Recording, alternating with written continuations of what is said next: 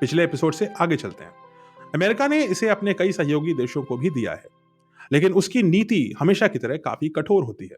सौदे धीमे होते हैं, मिसाइल के टेक्नोलॉजिकल ट्रांसफर की तो सवाल ही नहीं उठता, और हमेशा अमेरिकन प्रोडक्ट में एक खतरा मंडराता रहता है कि क्या इस टेक्नोलॉजी को स्विच ऑन और ऑफ करने का जो स्विच है, क्या वो अमेरिका अपने पास रखेगा। फिर भी थार्ड भारत के लिए एक मिसाइल डिफेंस सिस्टम के विकल्प के रूप में तो मौजूद है। ये बैलिस्टिक मिसाइलों के खिलाफ काफी मजबूत जवाबदेही है, लेकिन हाइपरसोनिक जोन में जाकर के इसके ऊपर सवालिया निशान है।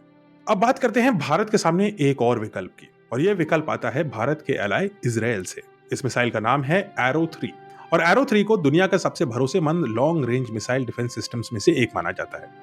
एरो 3 की खासियत यह है कि यह मिसाइलों को स्पेस में जाकर इंटरसेप्ट करती है, यानी कि जो थार्ड 150 किलोमीटर की ऊंचाई पर जाकर इंटरसेप्ट करती थी, उससे एरो 3 कहीं ऊपर जाती है और दुश्मन की मिसाइल को पृथ्वी के वातावरण से ऊपर एग्जॉस्फियर यानी स्पेस में ही खत्म कर देती है। जितनी जल्दी इनकमिंग मिसाइल को रोका जाए, सुरक्षा उतनी ही ज्यादा बढ़ जाती है, और एरो 3 एग्जैक्टली यही काम करता है।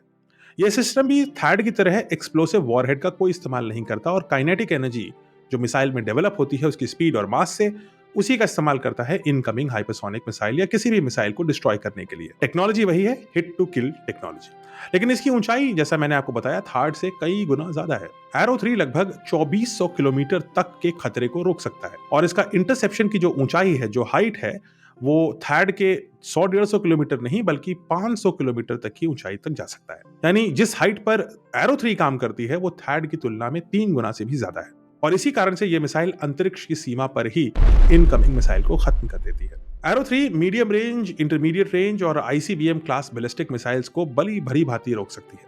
यह क्षमता बहुत ही कम देशों के पास है, और इसराइल ने इसे अमेरिका के साथ जॉइंटली मिलकर डेवलप किया है, और ये दोनों देशों की मिसाइल डिफेंस टेक्नोलॉजी का सबसे उन्नत उदाहरण है। लेकिन एरो 3 की सबसे बड़ी ताकत है इसका लगातार ट्रैक रिवाइज इंटरसेप्ट का एल्गोरिथम।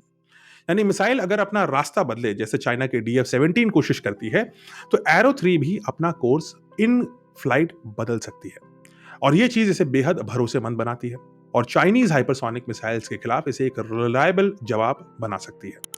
2025 में जो घटना हुई जिसमें थैड 2 बार हाइपरसोनिक मिसाइल्स को रोकने में अक्षम रहा, वहीं पर एरो प्रणाली ने इन्हीं दोनों मिसाइलों को सफलतापूर्वक गिराया। यानी ये बात तो एरो मिसाइल ने स्थापित कर दी कि वो थैड की तुलना में कहीं ज्यादा मजबूत और रिलायबल है, लेकिन इसकी भी एक बहुत बड़ी सीमा है।